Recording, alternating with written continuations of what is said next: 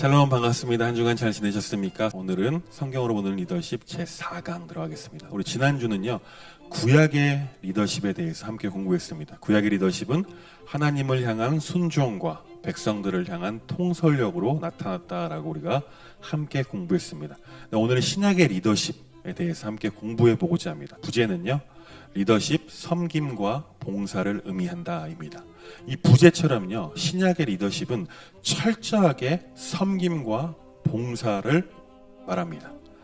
이 신약의 리더십을 한마디로 표현하자라고, 표본이 누구냐라고 물어본다면 바로 우리는 이렇게 말할 수 있을 것 같습니다. 신약의 리더십은 예수님이 표본이다. 오늘 본문 말씀 읽고 강의하도록 하겠습니다. 본문은요, 마태복음 23장 1절에서 12절까지 말씀 우리가 함께 읽겠습니다. 시작.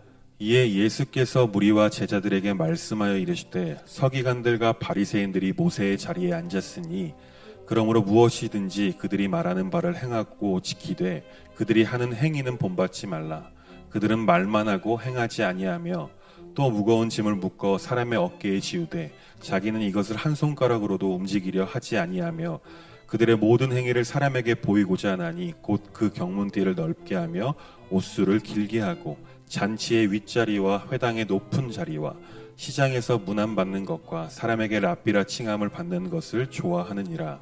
그러나 너희는 랍비라 칭함을 받지 말라. 너희 선생은 하나요 너희는 다 형제니라. 땅에 있는 자를 아버지라 하지 말라. 너희의 아버지는 한 분이시니 곧 하늘에 계신 이시니라. 또한 지도자라 칭함을 받지 말라. 너희의 지도자는 한 분이시니 곧 그리스도시니라.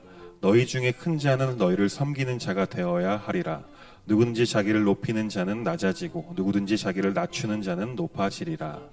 아멘.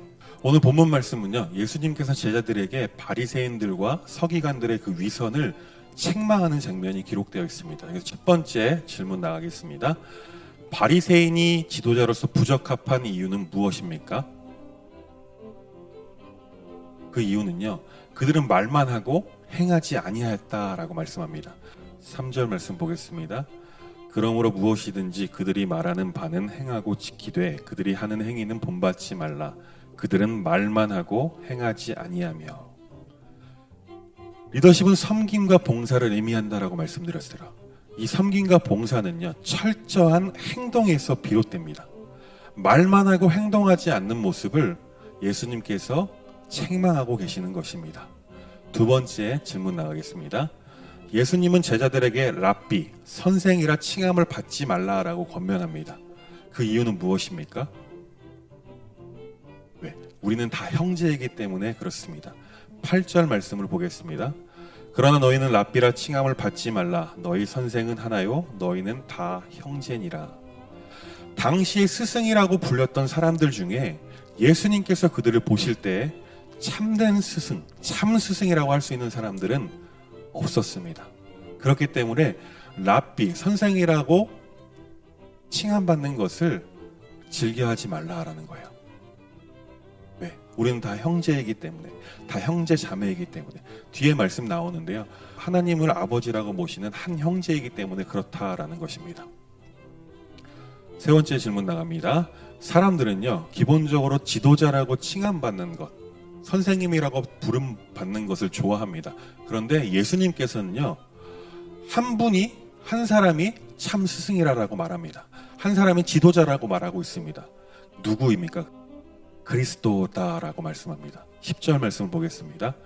또한 지도자라 칭함을 받지 말라. 너희의 지도자는 한 분이시니 곧 그리스도시니라.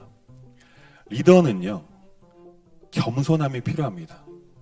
모든 사람들은요, 자신을 높게 여겨주는 것을 좋아해요. 자신을 높게 불러주는 것을 좋아합니다. 어디를 항상 가거나 어디 관광지나 이런 데 가보면요, 선생님 그럽니다. 근데 기분이 괜히 좋아지죠. 왜 그럴까요? 자신을 높게 대우해 주니까 좋아지는 거예요. 그런데 참된 리더는요, 그런 것에 휘둘리지 말고 겸손함이 필요하다라는 것입니다. 우리가 왜 겸손함이 필요하냐면, 겸손할 수 있어야 우리의 부족함을 깨닫고 하나님 한 분만을 바라볼 수 있기 때문에 그렇습니다. 부족함을 느껴야지만 우리보다 뛰어나신 그 하나님께 우리의 모든 것을 맡겨드릴 수 있다라는 것입니다. 네 번째 질문 나가겠습니다. 예수님은요, 본문에서 참된 지도자의 자세에 대해서 말씀하고 계십니다. 그 말씀, 예수님께서 말씀하시는 그 지도자는 어떤 사람이어야 합니까? 너희를 섬기는 자가 되어야 한다라고 말씀하십니다. 11절 말씀을 보겠습니다.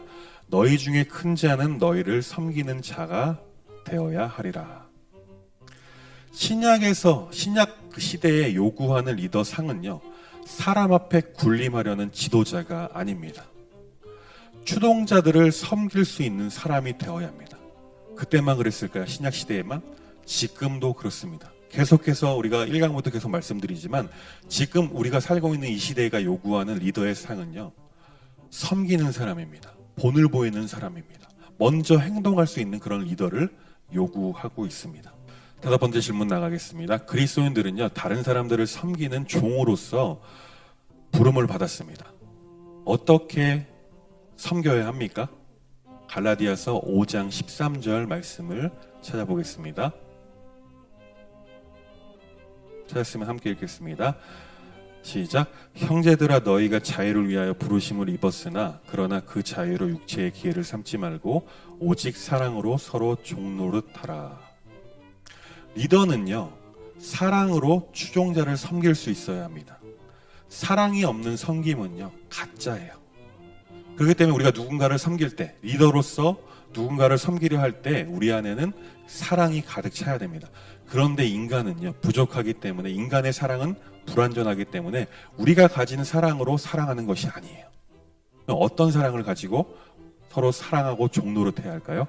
그것은 바로 하나님께서 우리를 사랑하신 것 같이 우리도 그 사랑을 본받아서 조건 없는 그 사랑으로 모든 추종자들, 우리와 함께하는 이들을 사랑으로 섬길 수 있어야 하는 것입니다. 오늘 신약의 리더십 본격적으로 들어가 보겠습니다. 신약의 리더십은요, 타인을 지배하고 다스리는 것이 아닙니다. 섬기고 봉사하는 것이 신약의 리더십이었습니다. 네, 리더를 의미하는 신약의 용어들에 대해서 몇 가지 살펴보겠습니다. 첫 번째, 보호자라는 단어가 사용되었습니다. 이 보호자라는 뜻은요, 앞에와 선다의 합성어로 앞에 둔다라는 뜻입니다. 즉, 앞에 서서 인도하는 자가 바로 보호자.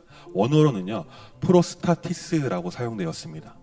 다시 말해서 이 프로스타티스는 앞에 서서 무리들을 이끌어가는 인도자의 역할을 감당하는 사람이 바로 보호자였습니다. 이 로마서 16장 2절 말씀에 이 보호자가 사용되었는데 함께 읽어보겠습니다. 읽습니다. 시작. 너희는 주 안에서 성도들의 합당한 예절로 그를 영접하고 무엇이든지 그에게 소용되는 바를 도와줄지니 이는 그가 여러 사람과 나의 보호자가 되었습니다. 이 말씀은요, 엄청나게 파격적인 말씀입니다. 왜 그러냐면 당시에는요, 이방인들과 여성들은요, 그리고 아이들은요, 사람 취급을 받지 못했습니다. 사람 숫자를 세는데도 계수하지 못할 정도로 사람 그 이하로 여겼던 그 시대였습니다. 그런데 로마에 있는 교인들, 목회자인 바울이 자기보다 더 뛰어난 사람을 소개하고 있는데 그것이 바로 여성 지도자를 소개하고 있는 거예요.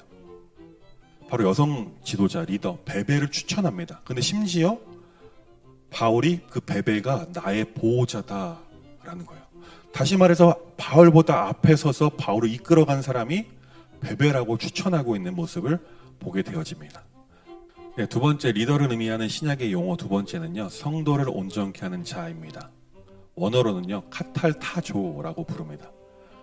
이 뜻은요, 질서 있게 배치한다, 그리고 바로 놓는다, 혹은 재생산한다라는 뜻을 가지고 있습니다. 즉, 수선하고 고치고 구비시키는 것을 의미합니다. 이것이 바로 성도를 온전케 하는 자라고 사용되었습니다. 에베소 4장 12절 말씀입니다. 이는 성도를 온전하게 하여 봉사의 일을 하게 하며 그리스도의 몸을 세우려 하심이라. 성도를 온전케 하는 자의 목적이 있습니다. 그것은 뭐냐면요, 성도를 온전케 해서 봉사의 일을 하게 하는 겁니다. 그리고 그리스도의 몸인 교회를 세워가는데 사용되었던 단어가 바로 카탈타조, 성도를 온전케 하는 자입니다. 세 번째, 리더를 의미하는 신학의 용어들은요, 산자의 주라는 의미로 퀴리오스라는 단어가 사용되었습니다. 이 퀴리오스의 뜻은요, 주인이 되어 다스리는 것을 의미합니다. 그리고 예수 그리스도를 지칭합니다. 로마서 14장 8절에서 9절까지의 말씀입니다.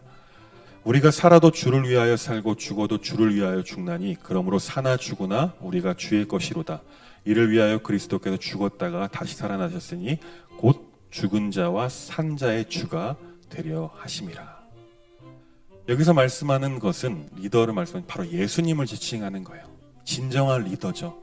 그리스도 예수, 바로 산 자의 주, 죽은 자의 주, 모든 사람의 주인이 바로 예수 그리스도다라고 표현하고 있는 것입니다. 네 번째, 리더라는 의미로 사용된 신학의 용어는 바로 선생 혹은 지도자입니다. 원어는요, 카데케테스라는 단어가 사용되었습니다. 이것은 가르치고 인도하는 자를 의미합니다. 즉 지도자란 바로 가르쳐 안내하는 인도자라는 뜻입니다. 마태복음 23장 8절에서 10절, 오늘 본문 말씀이죠. 8절에서 10절 말씀 함께 보겠습니다. 그러나 너희는 랍비라 칭함을 받지 말라. 너희 선생은 하나요 너희는 다 형제니라. 땅에 있는 자를 아버지라 하지 말라. 너희의 아버지는 한 분이시니 곧 하늘에 계신 이시니라. 여기서 말하는 카데케테스는요, 바로 가르쳐 안내하는 인도자라고 말씀드렸어요. 우리는 인생을 바로 가르쳐서 인도할 수 있는 분은 한 분밖에 없습니다. 누구입니까? 바로 그리스도 예수님입니다. 바로 예수님을 가르치는 언어로 여기서 사용되었습니다. 네, 두 번째, 신약에 나타난 리더십은요, 섬김과 봉사의 지도자였습니다. 리더는 예수님처럼 섬김을 받기보다 섬기는 사랑의 지도자로 거듭나야 합니다. 예전에는요, 다들 무지했기 때문에 리더는 똑똑해야 됐어요. 그리고 똑똑한 사람이 그 무리들을 이끌어야 됐습니다. 그러나 지금은요, 다 똑똑하십니다. 그렇게 무지하지 않습니다. 원하는 지식 어디서든 얻을 만큼 풍성한 지식의 파도 속에 우리가 살아가고 있습니다. 그렇기 때문에 지금 이 시대가 요구하는 리더의 상은 바로 섬김과 봉사. 근데 그 두 가지는 바로 사랑으로 시작되어야 하는 것입니다. 이 신약에 나타난 리더십 특징들을 좀 살펴보겠습니다. 첫 번째 특징은요, 리더십은 섬기는 것입니다. 서번트 리더십이죠. 예수님께서는요, 지도자로서 자신을 섬기는 자라고 표현하셨습니다. 그러면서 주님께서는 실제로 그 섬김을 몸소 보여주셨어요. 뭘까요? 예수님의 제자들을 향해서 그 발을 몸소 씻어주심으로써 그 가르침 실행하셨습니다. 요한복음 13장 5절 한번 읽어보겠습니다. 이에 대야에 물을 떠서 제자들의 발을 씻으시고 그 두르신 수건으로 닦기를 시작하여. 여러분 상상 한번 해보시기 바랍니다. 예수님이 제자들의 발을 씻었다. 요즘 많은 교회에서 뭐 수련회나 이런 프로그램 같은 걸 보면요, 세족식이라는 것을 합니다. 그런데 단순하게 우리가 그런 이벤트성의 세족식의 의미가 아니에요. 여기서 이 본문 요한복음 13장 5절, 이 요한복음 13장에 기록된 세족식은요, 예수님께서 제자들을 씻어주시는 그 장면이 기록되어 있는데요, 여기서 중요한 것은 뭐냐면 예수님이 어떤 분이십니까? 예수님은 하나님이십니다. 하나님이신 예수님께서 보잘것없는 인간들을 위해서 허리에 띠를 띠시고 그들의 발을 씻겨주신 것, 그것도 인간의 가장 더러운 그 발을 몸소 닦아주셨다는 그 의미는요, 보통 의미가 아닙니다. 예수님께서 제자들에게 그렇게 말씀하셨어요. 나를 본 자는 하나님을 본 것이다. 근데 그 말이 무슨 의미냐면 나는 곧 하나님이라고 말씀하는 거예요. 근데 그 하나님께서 이제 제자들의 발을 닦아주시고 있는 모습들을 보여주신 거예요. 이것은 무엇을 의미하냐면 너희들은 이제 앞으로 내가 이제 승천하고 나서 이 기독교를 이끌어갈 지도자가 될 것인데 너희들도 나와 같이 이렇게 섬겨라 라고 몸소 모범을 보여주신 것입니다. 두 번째 리더십의 특징은요, 신약에 나타나는 리더십의 특징은요, 리더십은 책임지는 것입니다. 신약의 리더십은요, 청지기적인 리더십입니다. 청지기의 가장 중요한 특성은요, 자신에게 맡겨진 그 임무에 대해서 책임을 져야 한다는 것입니다. 누가복음 12장 42절 말씀을 보겠습니다. 주께서 이르시되 지혜 있고 진실한 청지기가 되어 주인에게 그 집 종들을 맡아 때를 따라 양식을 나누어 줄 자가 누구냐. 이 말씀에서 사용된 청지기라는 단어는요, 무엇을 의미하면 주인 대신 그 맡겨진 모든 것을 관리하는 책임자의 의미로 사용되었습니다. 다시 말해서 주인 아니고서 주인 말고도 이 청지기가 되는 사람이 맡겨준 모든 것을 책임져야 한다는 것입니다. 그런데 예수님께서 말씀하십니다. 청지기는요, 지혜 있고 진실한 자가 되어야 한다고 말합니다. 다시 말해서 맡겨진 그 모든 것을 임무를 감수하기 위해서는요, 지혜가 필요합니다. 그리고 진실함, 거짓이 없어야 된다는 것을 의미하는 것입니다. 세 번째, 신약의 리더십의 특징은요, 리더십은 사랑하는 것입니다. 셰퍼드 리더십. 신약의 리더십은 양을 사랑하고 돌보는 목자의 리더십입니다. 여호와는 그 이름부터가 여호와 라하, 즉 목자 되신 하나님을 의미합니다. 요한복음 10장 11절 말씀을 보겠습니다. 나는 선한 목자라. 선한 목자는 양들을 위하여 목숨을 버리거니와. 신약에 나타난 예수님께 보여주시는 이 리더십은요, 목자 리더십입니다. 리더십은 사랑할 수 있어야 돼요. 왜? 여기서 말씀하시잖아요. 선한 목자는 양들을 위하여 자기의 목숨을 버리거니와. 다시 말하면 양들을 사랑하지 않은 목자는요, 자신의 목숨을 내어주지 못합니다. 단순하게 맡겨진 그런 임무. 그런데 여기서 말하는 그 선한 목자, 100마리의 양이 있는데 그중 잃어버린 한 그 양을 찾아 나서는, 길을 떠나는 그런 목자를 의미합니다. 네 번째 신약의 특징은요, 리더십은 멘토가 되는 것을 의미합니다. 바로 이것을 멘토 리더십이라고 표현됩니다. 이 신약의 리더십은요, 삶을 통해서, 자신의 삶을 통해서 다른 사람들을 지속적으로 키우는 멘토 리더십이 되어야 합니다. 이 멘토란 다른 사람에게 일정한 관계를 맺으면서 개인적으로 영향을 미치고 도움을 주는 사람을 바로 멘토다라고 말합니다. 이 멘토는요, 관계 안에서 대상을 끝까지 이끌어주고 책임져 주는 것을 의미합니다. 빌립보서 4장 9절 말씀을 보겠습니다.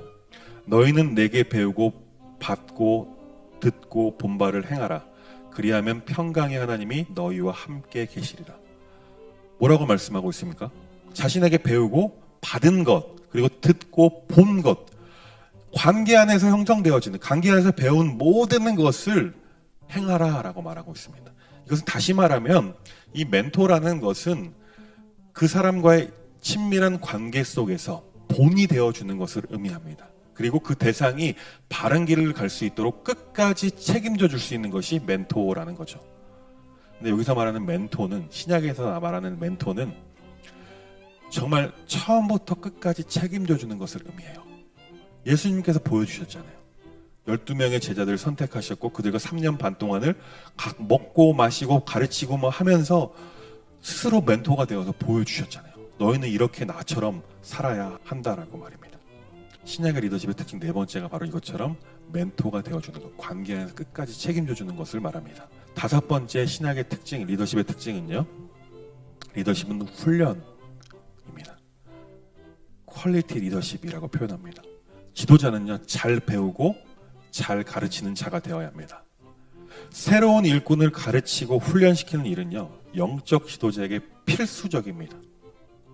내가 먼저 배우고 그리고 가르치고 훈련시키는 것이 되어야 한다는 것입니다. 다시 말해서 리더가 변화되고 추동자와 그 공동체가 바른 방향으로 변화될 수 있도록, 성장할 수 있도록 끊임없이 훈련해야 하는 것입니다. 그렇기 위해서 내가 먼저 훈련되어져야 하겠죠. 세 번째 신약의 리더십의 신뢰를 우리가 살펴보겠습니다. 첫 번째 희망의 지도자가 등장합니다. 누구일까요? 세례 요한입니다. 마태복음 3장에 보면 세례 요한이 등장해서 가르치는 장면이 나옵니다. 세례를 주면서 가르치는 장면이 묘사되어 있는데, 이 세례 요한이 전파한 내용이 무엇입니까? 천국 복음을 전파했습니다. 마태복음 3장 2절 말씀을 보겠습니다. 회개하라, 천국이 가까이 왔느니라 하였으니. 세례 요한은요, 지금 너무나 로마의 압제에 너무나 힘들잖아요. 백성들이 너무나 힘들어하는 그 상황 가운데 희망의 메시지를 끊임없이 주고 있습니다. 회개해라, 천국이 얼마 남지 않았어, 하나님의 나라가 곧 도래할 거야, 그렇기 때문에 너희들은 회개해야 돼 라고 말하고 있는 것입니다. 이처럼 신약의 리더십의 신뢰 첫 번째는 바로 희망을 선포하는 것입니다. 신약의 리더십의 신뢰 두 번째는요, 열정의 지도자 베드로가 등장합니다. 이 베드로는요, 열정이 남들보다 뛰어났습니다. 이 베드로가 이제 전파하잖아요. 예수님과 승천하시고 나서 그 천국 복음을 전파하는데 유대 관원들이 끊임없이 그들을 핍박하고 위협했습니다. 내가 너 죽일 거야라고 위협하는 그 상황 가운데 베드로가 그 유대 관원들에게 향하여 말하는 장면이 기록되어 있습니다. 바로 사도행전 4장 20절 말씀입니다. 함께 보겠습니다. 우리는 보고 들은 것을 말하지 아니할 수 없다 하니. 여기서 말하는 것이 무엇입니까? 베드로가 보고 들은 것, 예수님을 통해서 보고 들은 것, 배운 것을 말하지 아니할 수가 없다. 왜? 그것이 진리이기 때문에. 당신들이 날 죽인다고 협박해도 나는 그것을 끊임없이 선포할 것이다 라고 말하고 있는 것입니다. 이처럼 리더십은요, 열정을 가지고 있어야 합니다. 신약의 리더십의 신뢰 세 번째는요, 선교적 지도자, 아주 유명한 사도 바울이 등장합니다. 사도 바울은요, 자신을 소개할 때, 서신들을 통해서 편지를 보낼 때, 자신을 소개할 때 끊임없이 말하고 있는 것이 있습니다. 그것은 무엇입니까? 로마서 11장 13절 말씀입니다. 함께 읽겠습니다. 내가 이방인인 너희에게 말하노라. 내가 이방인의 사도인 만큼 내 직분을 영광스럽게 여기노니. 리더는요, 특별히 기독교 리더는요, 선교 지향적이어야 합니다. 왜? 우리에게 받은 그 복, 구원의 그 복을 끊임없이 예수님께서 우리에게 증거하라고 말씀하셨기 때문에 그래요. 지상 대명령이죠. 사마리아 온 유대 땅끝까지 이르러 내 증인이 되라고 말씀하신 그것을 이루는 삶을 살아야 하기 때문에 선교적인 마인드를 가지고 있어야 한다라는 것입니다. 사도 바울은 그렇게 고백하고 있는 거예요. 난 이방인의 사도다. 지금 당시에 사람 취급받지 않고 있는 이들을 위해서 내가 부르심을 받았다라고 표현하는 거예요. 이처럼 리더는, 특히 우리 기독교 리더십은요, 선교적인 마인드가 갖춰져 있어야 합니다. 둘 중에 하나입니다. 내가 선교를 직접 하든가 선교하는 사람을 양육하고 훈련시켜서 보내든가 둘 중에 하나를 해야 하는 것입니다. 지금까지 우리 신약의 리더십에 대해서 함께 공부했습니다. 과제에 있습니다. 과제는요, 리더는 섬김과 봉사를 의미한다라고 말씀드렸습니다. 혹시 여러분은 주위의 사람들을 섬기고 봉사하는 참된 리더십을 발휘하고 있는지 함께 되돌아보았으면 좋겠어요. 따로 내지 않아도 좋습니다. 내가 다른 사람들을 섬기고 그들을 위해서 봉사하고 있는지, 특히 사랑의 마음으로 이런 일을 감당하고 있는지 한번 돌아보라는 것입니다. 두 번째는요, 신약에 나타난 리더십 5가지를요 자신의 언어로 요약 정리해서 보내주시기 바랍니다. 4강 강의 들으시느라 고생 많으셨습니다. 한 주간도 승리하십시오. 감사합니다.